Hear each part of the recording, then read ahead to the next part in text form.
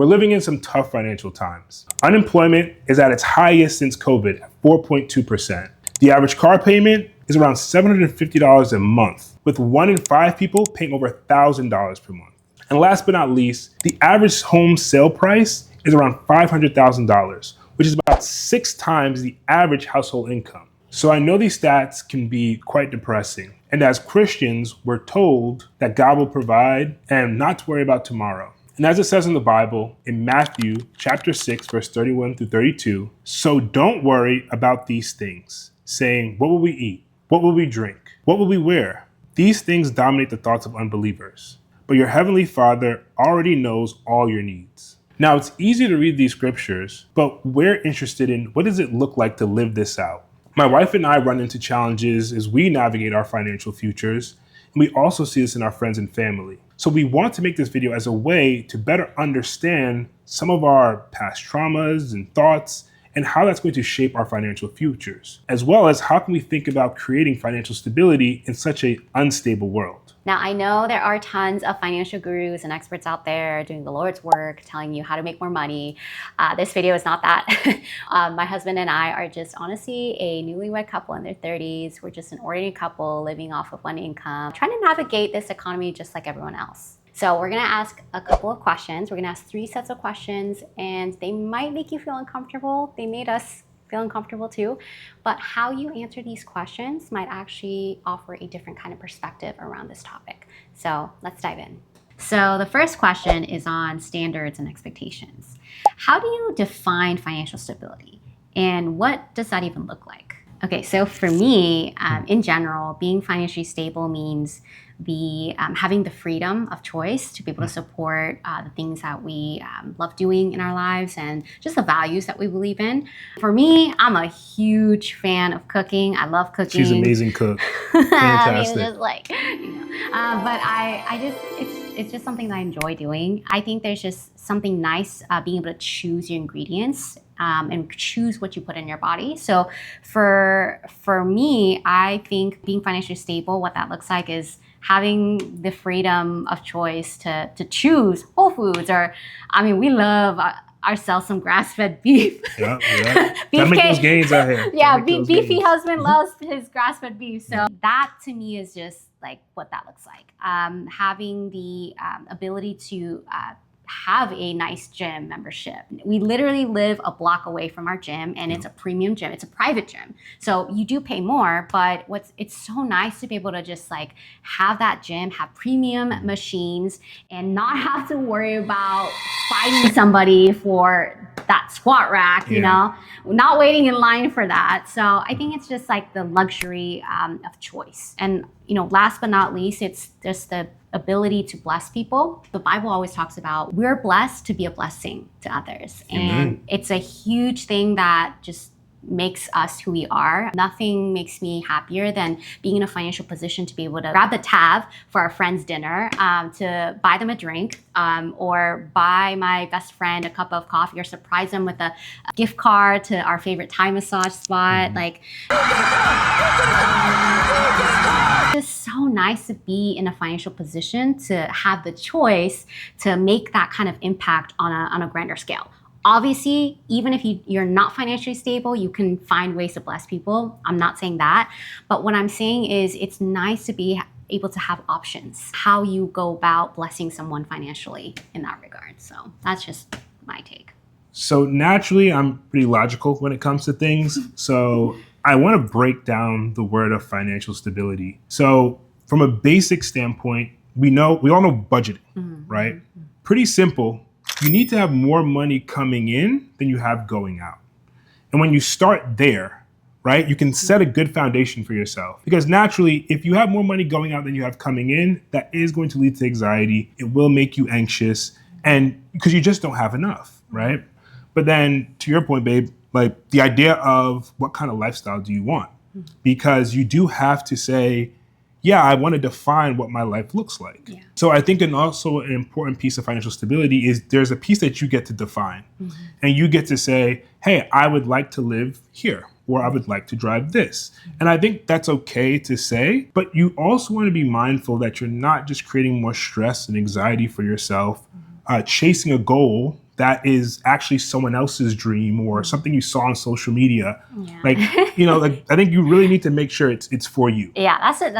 I love what you said, because I do want to clarify that. Notice how when I define financial stability, I didn't say a number. I didn't say, well, being financially stable means, having seven figures and, 2 Lambos and, like our own Whole Foods grocery store in our garage, Nice.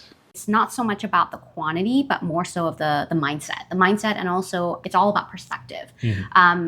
The number doesn't matter so much, as long as that formula, money coming in and is greater than money going out. I think that no matter what that number looks like, regardless of what that annual income looks like, as long as that formula is working, we have peace, right? Yeah. So we're already off to a good start. Yeah, and I'll add, right, you get to define what is worth spending your money on. So when you think of that equation of money going out versus money coming in, you get to determine what items are worth spending money on. Naturally, the more money you have or the more disposable income you have, the more things you can indulge in, right? The more luxuries that you can indulge in. But it's important that you be honest with yourself and not take on additional stressors just to keep up appearances or just to compare with others. I think that's the biggest thing and the biggest robber of joy and the biggest tension around money and finances. Because if you look at the US at least, right? I can't speak for all over the world, but in the US, there's tons of opportunity. And, some might disagree with me, and I'd love to hear your thoughts in the comments. But ultimately, you look around and there's so much opportunity, even the ability to have access to the internet, AI, different things. We're so privileged. There's just We're so much. so privileged. Yeah, I can't, I get and I empathize with people who are going through tough times, but we do have a lot of access. And I think we have an access to opportunities that are unprecedented. And I think it gives rise to your ability to kind of create a special niche for yourself. So one other thing that I want to touch on is, I'm an engineer by trade. And so I'm always in the idea of thinking with the end in mind. So essentially reverse engineering what I want my life to look like. So I think it's important to say, what is valuable to you? We recently moved to Charlotte, North Carolina from Orange County, California, because we kind of saw what type of lifestyle we would have in California just due to the prices and, operating off of one income. And it just didn't make sense. It's expensive, y'all. Yeah. It's expensive in California. Yeah. I mean, it's beautiful. Don't get me wrong. Southern California is absolutely gorgeous. I would know. I grew up there all my life. But and I think it's gorgeous and it's fantastic, but you have to think about value. And once again, you think about the equation and with the money going out versus coming in. And if you want to live in California, you're going to have a considerable amount of money going out. So you better have some good money coming in. And because we are on one income right now, and my wife is focusing on us building a family and working on our business stuff and doing YouTube and things of that nature, like I want that to be her focus. I want her to have that flexibility and that ability to kind of share this purpose and chase after this purpose that we both have. And so it just didn't make sense for us to be there.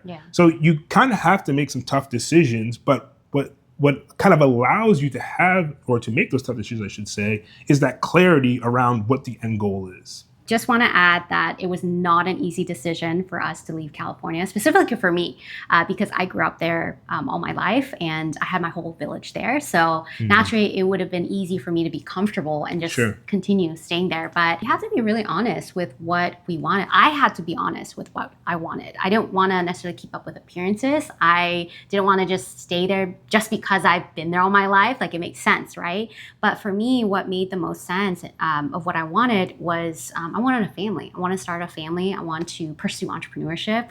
I want to explore and take risks and have the means, have the capacity to be able to do that. And so for us, that made it easy. When you know what it is that you want, and you got to be specific. I want it all. I want it all. And I want it now. And I do think just as we all mature, what is important starts to change and what we value changes over time. Yeah. And, you have to really define what that looks like for you. Yeah. You have to ensure that that's coming from a good place, right? You have to check your heart and make sure that this is not a trauma-driven thing or your worth is tied to certain things. And I think that was really, when we had the clear understanding, we were able to kind of move with purpose and make that move much easier because we had that clarity and that focus together as a couple. Yeah. So this brings us to our next question, and this is on context and history. What key events, experiences, or even traumas have shaped your understanding of finances? So for me, growing up with first generation immigrant parents, I saw my parents work extremely hard to make ends meet. They did the best they could. It was a very different time for our parents. Yeah. We're so privileged because we have so many resources, but it was a different time. Yeah, back they then. really have to go through some stuff back then. I'm like, we sometimes don't realize how blessed we are. But, seeing my parents continue to struggle with money throughout the years, ironically, like you would think that if you grow up in a tough time, like you grow up as an adult, you actually feel motivated to never do that, never live that lifestyle again. For me, it was kind of the opposite. For me, seeing my parents struggle, despite the struggle, I always remember that my mom worked so hard, her being a stay-at-home mom as well. She worked so hard to always make sure I didn't miss out on stuff. We always had a home, a roof over our head, warm meal on the table. She always, bought me birthday presents and cake whenever she could. So I think that because I was so used to being comfortable and making do with what we had and being resourceful, I was operating on that mindset for so many years as a child. So naturally, after going straight into working for family business, this isn't just like childhood. I continue to operate like that even as an adult in my 20s. So naturally, working for family business, it came with a lot of things being paid for and taken care of. I had the leverage and I had the luxury of family helping me out financially. So once again, must be nice.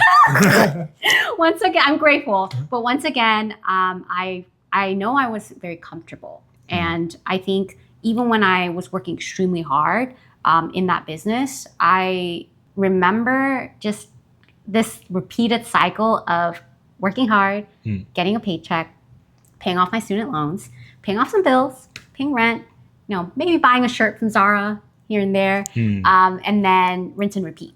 And then I did that for so many years. And it wasn't until I met you that my understanding of finances completely changed. And it wasn't even just the fact that you introduced me to financial literacy or just the idea of compounding, investing, being financially smart and savvy, and just the fact that you brought me closer to God. You were actually the one that pulled me back. I was going through, spiritually, I was just going through a lot of different things. I was very depressed. I was not close to God at the time. So when you came into the picture, I think you just completely changed my perspective around money. You taught me just this idea of generosity, and not just in a money sense, but just generosity as a posture of the heart. And I think that was what completely just shook up my whole world and understanding of being comfortable. And I think now, fast forward to now, it's still a work in progress, but now comfortable has become content. And I think there's a huge difference between being comfortable in your financial situation versus being content with your financial situation, but also having financial goals. So that was that. I mean, you changed my life. Yeah, I mean, it's likewise, right? I think we both learned a lot from each other. For me, similar, upbringing in the sense that very hardworking parents had financial struggles that they went through. The organization that they both worked for went bankrupt. And prior to that, they were doing really well, making tons of money, built a big, beautiful home. And then essentially the bottom got snatched out from underneath them. And so from there was just a time of financial turmoil that kind of ensued from there, as you can imagine, right? Because if you have, you built up your career, both of you built up your career at this company, and then that's just gone, you can imagine what kind of ensues after that. Debilitating. Yeah. So So naturally, my parents have always been in the church, have always been deep in their word, and seeing their faith, despite the things that we've gone through, was something that I've always stood very close to me. They were amazing. They are amazing parents because through all of that, they did their best to try to kind of shield me from kind of what was going on. Yeah. And although that's good, I do feel like I didn't really completely understand what was all going on. I really didn't understand money or how money worked. Yeah. And I think in an attempt to kind of shield me and protect me, it kind of pulled the wool over my eyes a little bit where I didn't really see what was going on. And so I feel like as I got older, I really didn't understand how money worked, especially when it came time to go to college. I was just like, okay, I go to college, I get a job, I get money, and cool, it's everything just work out. So going into school, I didn't think about financial aid or whatever case may be. I was like, I'm just going to get out of school later and just pay it off. I'm going to have a job, duh. I mean, right? I'm an engineer. Yeah, I should be able to make it. Thank God I studied engineering, right? Because if I would have studied something like... I know. I said sociology. We're not going to talk about that, but... I'm not saying any names, right? It's a different time. Yeah, but I'm glad I studied engineering because... if it wasn't for that, if it wasn't for God's grace, I don't know where I'd be here. Yeah. Because when I graduated from college, I had probably, I want to say over $130K in student loans, if not more. I am never going to financially recover from this. So, I got out of school and I was like, now what? Yeah, I was legit and it used to be even embarrassing to talk about that, right? I was just I didn't want to bring it up. And I think, that is limiting, is when you can't share and talk about these things, you do feel like you're alone. But now we live in a time where we have social media, we have these platforms, you can hear other people's stories. Yeah. And, you might be sitting there now with 30K in student debt and you're like, whew, man, I thought I had it. Yeah, glad I'm not him. So, even to this day, I have about 80K still in student debt that I'm paying off, Thank God, because of that situation, actually, because of the student loans, it forced me to become very financial literate. I understood my illiteracy that I had towards finances, and that kind of made me uncomfortable. It made me feel inferior, insecure. And I was instead of letting that just, sort of, I guess, wallowing in my despair, I was let me do something about that. Yeah. And so that kind of led me down this path of going on YouTube, reading books, educating myself, asking questions. And, I'm at a place where, the finances are in a really solid position. And, my biggest financial, I guess, boast, you can say, is for you not to have to work, right? I think that is important to me. Bless hardworking men. Because, that's that's what I had that vision in my mind for a long time where it's so easy to kind of lose sight of family and the importance of family. And that was something that was important for me, seeing how important family was for me coming up. The goal is I didn't want my wife to feel like she had to work. It's more like you have the option to choose. And frankly, I do think it's important that you work because I don't think you want to just focus solely on the kids and all that. I think you need to have something that brings you fulfillment. A way to express your purpose, your creativity. You have creativity, you have these skills that God has given you. You need an outlet for that. So, but I think the idea of having to feel like you have to pay bills and if you don't do this, then the whole thing shuts down. That was something that I wanted to stay away from. And does that mean that we have to make some sacrifices in certain areas? Sure, right? And that's fine. But I think the main thing that we wanted was the stability and having a happy, healthy, loving home. So, I think that is the things that I went through. And I could look back now and say, yes, it was tough seeing my parents go through that and having to experience some of that. We were essentially homeless at some points. We weren't ever on the street, thank God. God always provided, but we didn't have a home at points. And it's you look back and you're like, whoa, we made it through that.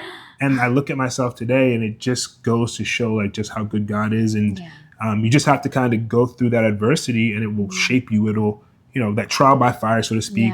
It's that's just life. It's important for us to not get caught up in these past, potentially traumatic events and let that shape what we think we need. For example, one of the things that I think it's common we see is people want to get to a point where they can like buy their parents a home or like buy their parents a car. Yeah. And like, I think that's admirable to be able to do that. But like, that's not what financial stability or being able to be well in finances looks like. I think it's great to be able to do that if you're in a position where you can get there. But I think it's also not fair to put all of that on yourself because it's a lot to carry. I do think as you learn things around like maybe investing or budgeting, or you learn different things about your finances, is sharing that with the people around you. You can only hope that they'll be receptive and that they can, learn from that and move forward and grow. But I think naturally, if they see you doing well and they see you thriving, they naturally will ask you, well, what are you doing, right? Like, how are you doing this? How are you accomplishing that? And I think that's a big thing for me, is being able to kind of share these lessons and not feel like you have to, change the world or like be you a don't superhero. have to be a hero. Exactly.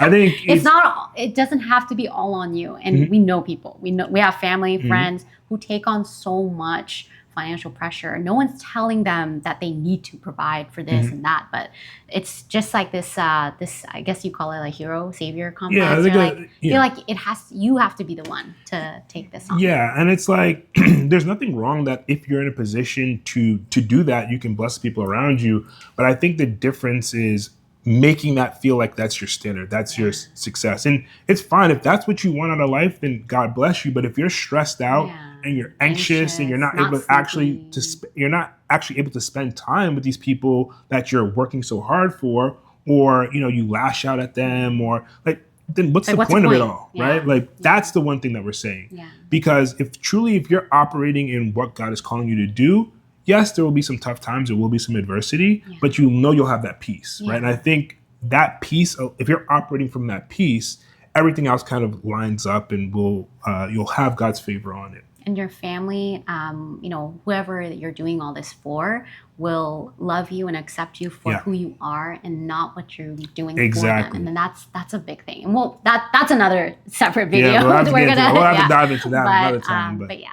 So our last question is on transparency. And the question is, how do you honestly feel about your current financial situation? So I do think when you feel this gap between where you are and where you want to be financially, it's natural to feel like frustrated, angry, stressed, anxious, all of the above, all of the negative emotions. And especially Christians, you may feel like when you're in tough financial times or when you have financial hardship, you may feel like God's testing you or punishing you or disciplining you. And it may not even be either of those things. It may be the fact that we just live in a fallen, broken world. So that may also be possible. For me personally, how I feel about our current financial situation, I mentioned that I used to feel comfortable, but now I'm perfectly content. So what I mean by that is I do have financial goals, especially because I'm the one taking charge of our business ideas and just, trying to make our vision come to life.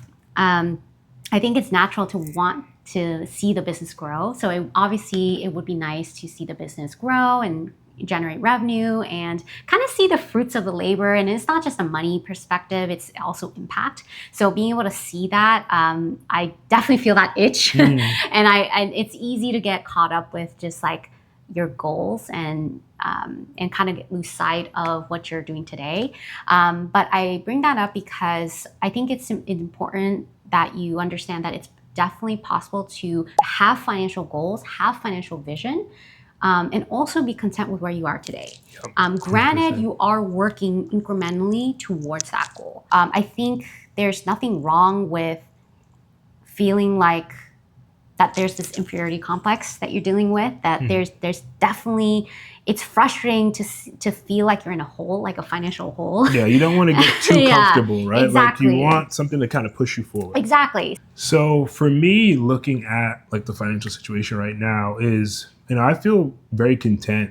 I think it's so easy to get caught up in looking here, looking there, and comparing yourself. Like I definitely feel I've spent a few years of my life robbing myself of happiness due to comparison. Yeah. And I just had to come to the realization that I'm not going to do that anymore, right? And I think it's okay to be where you are, regardless of where you're starting from. You have to look around and be grateful for what you do have, right? Maybe you have a little money saved up, and that's good because some people don't have that, right? Some people don't have any extra money saved up. Maybe your finances are already in a good spot, and you look at the amount of money you have going out versus coming in, and you're like, man, I actually have a good amount of money left over, and I can save, I can invest, I can do all types of things, right? Like that is a blessing. And so we're even looking at your job. Like I look at my job and, I enjoy my job. I enjoy being able to work in technology. I get to work in data and AI, which is such a fascinating time right now. And, obviously there's parts that, could ruffle me and get on ruffle my feathers, so to speak. But ultimately, when I take a step back and I really look at where I am today, I'm just generally very thankful. And I think that's the piece that I don't do enough, right? I think we're all probably guilty of just getting so caught up in the rhythms of life that we forget to take a step back. And, the challenge is sometimes we spend so much time on social media, and you look at social media and you're like, man, I don't have 2 Lambos, or I don't have 3 supercars, or I'm not vacationing here. Like, what am I doing with my life, right? So I think it's very easy to kind of look to the left and to the right and start to kind of compare yourself. But when I look at our life and I say where we are, I'm just so blessed, and I love where we live. You mentioned like our gym, and just we have a great church home, have some great friends. And in addition to that, I think where my mind goes now, right, is as I'm thinking about the future, is we're looking to try for children. So building a family, that's important to me. Us buying our first home, that's also on the horizon. That's something that we're looking to do. So these are the things where my mind goes naturally. And if I'm being completely transparent, yes, I might get a little anxious and thinking like, okay, like what does that actually look like? It's hard to kind of model how much your finances are going to change with like when the kid comes into the picture. But what I do know is the values that we built our relationship on, what we built this marriage on. And as a result, we're going to charge forward, right? We're going to figure it out when we get there. Like just going through those challenges day by day. And I think that's where the contentment, that gratitude comes from. It's like just taking it one day at a time and saying like, yes, I don't know what tomorrow's going to look like, but we trust God, and we know if we just continue to put him first and we continue to keep the love for one another, right? And not get upset about situations and take it out on one another or feel like we can't communicate. I think as long as we do that, I think everything's going to be fine. And that's just how we're proceeding. Yeah. And the biggest thing, last thing I'll add is gratitude, definitely. But I love what you said about taking one day at a time. I know that sounds really like hopium. I know. Cliche, like, take it one day at a time. Everything will be fine. All your bills will be paid. But I think the sentiment is around just like, because these things are still happening. Like the economy's, I mean, you have to you can only operate in the present. Right. So you have to maximize what you have in the present. Right. If you don't like your situation right now, then how are you using your time, right? Where are you spending your attention and your focus? Like, where's your energy going all day long? You got to start there, right? And that's it. Another thing that helps us feel good about our financial situation, even though things are not perfect by any means, is just this idea of knowing what you can control and knowing what you can't control. And it's just this idea of that, like, we can control how we show up to our jobs. We can control how much time we spend in our work and with our family. We can control what we do in our downtime, right? We can control getting that resume looking right when we apply to that perfect role. What we can't control is everything else, the external piece, the environment piece. It's too much for us, and we can't change the world. We can't change the economy. If you separate what you can control and what you can't control, it's easier, especially for us Christians, to identify what we need to give to God and what we need to be a good steward of. And I think that's honestly a big reason why we're so at peace. Despite us knowing that kids are around the corner, we have no idea how we're going to do it.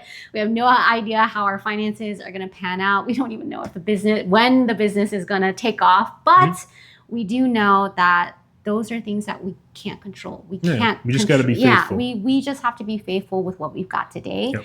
And I think when you do that day in, day out, and practice that as like a mantra, you do notice less anxiety, because you're kind of just offloading that anxiety and just like saying, you know what, I can't handle this. It's too much for me. I gotta just give this to God. I'll take this piece. This is my responsibility. And yeah, it helps you sleep better at night. Yeah.